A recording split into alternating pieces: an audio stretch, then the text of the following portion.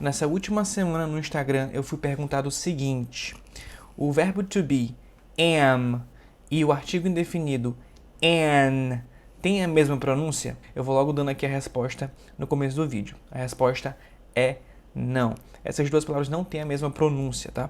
O som da vogal, né, pode ser o mesmo, mas o ponto, né, mas o ponto que de fato diferencia aqui é o som do M e do N. Então isso é uma questão muito mais profunda, né? Não é só a questão das duas palavras em si, mas como o N e o N se comportam no inglês. E é sobre isso que a gente vai falar no vídeo de hoje. Vamos lá. Quando a gente compara o português e o inglês e o uso do M e do N, existem algumas semelhanças. A principal semelhança é que quando o M ou N estão no começo de uma sílaba, no começo de uma palavra em inglês, eles se comportam da mesma forma no português, né? A gente só faz o som do M ou do N mais o som da vogal que vem depois. Então, por exemplo, aqui a gente tem a palavra machine, que significa máquina em inglês. Machine. E do lado tem máquina. Observem que, apesar das palavras serem diferentes, elas aqui significam a mesma coisa e começam com a mesma letra, né? A letra M. E o som inicial, o som da consoante no início é o mesmo. Machine, máquina, machine, máquina. Então, o som é o mesmo. A mesma coisa acontece com a letra N, né?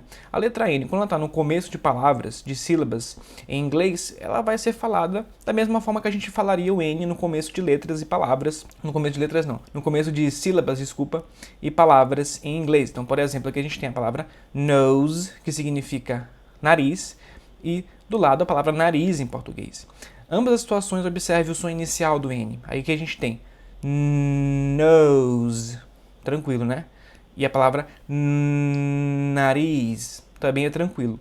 O som da consoante em si, do N, é o mesmo nas duas palavras, certo? Beleza, então no começo das palavras, das sílabas, é tranquilo, é a mesma coisa em inglês e português.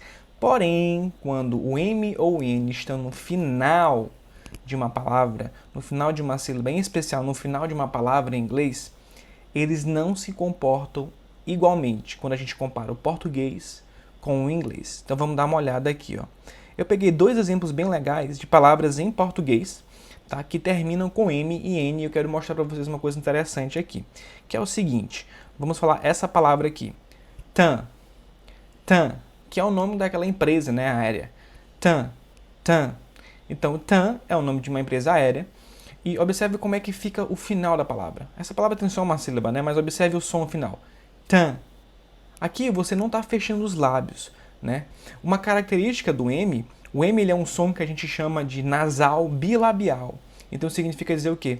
Que uma das características dele é que você, para fazer o som do M, você tem que fechar os dois lábios. Bilabial. É nasal porque o som sai do nariz, bilabial. Por quê? Porque você tem que fechar os lábios. Certo? Ou o som do M, enfim. Então, observe que aqui não acontece isso nessa palavra, né? Quando a gente fala em português. A gente não fala tam, a gente fala tan, tan. A mesma coisa vai acontecer com a palavra Natan, né? Que é um nome. Natan, Natan.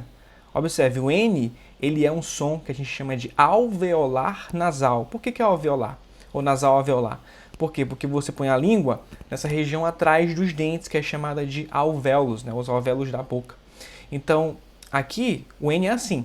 Eu estou botando a língua, né, nessa região logo atrás dos dentes, que é bem enrugadinha. Beleza. Só que aqui eu não falo assim, Natan, eu falo Natan. O que eu estou fazendo aqui nessas duas situações? Eu estou só nasalizando a vogal, ó. Eu não estou falando essa consoante aqui, o som dessa consoante, certo? Eu estou só nasalizando a vogal anterior da consoante. Então eu não falo tam, eu falo tan. Só a vogal que está nasalizada, ó. Eu não falo natan, eu falo natan. Então você só nasaliza essa vogal. E é que tá, no inglês não é assim que as coisas acontecem. No inglês, quando você tem um N ou um M no final, tá, de uma sílaba, em especial de uma palavra, você tem que pronunciar esse M ou esse N. Não é só, você não vai ter que, como no português, nasalizar a vogal anterior e é isso, tá ótimo. Não. Você tem que pronunciar. Então, por exemplo, por que eu estou falando isso para vocês? Porque observe que se essas palavras aqui fossem no português, elas não teriam diferença, né?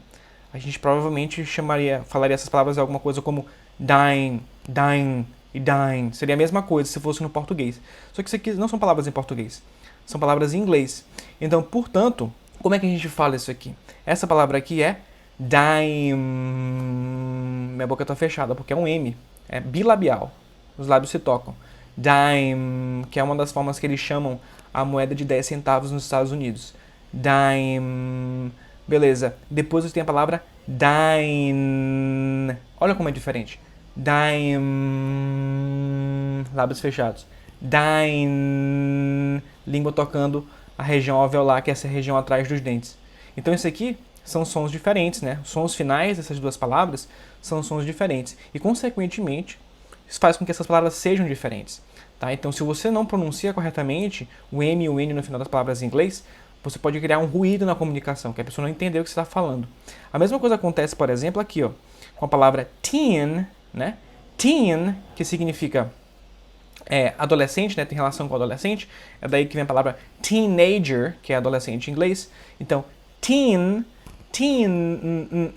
o N aqui, teen, e a palavra team, que é a palavra time, né? Equipe, um grupo, uma equipe em inglês. Então, observe novamente que se você não pronuncia esse N corretamente, teen, e esse M aqui corretamente, team, essas palavras vão ficar iguais. E, de novo, isso pode gerar eventualmente algum ruído na comunicação.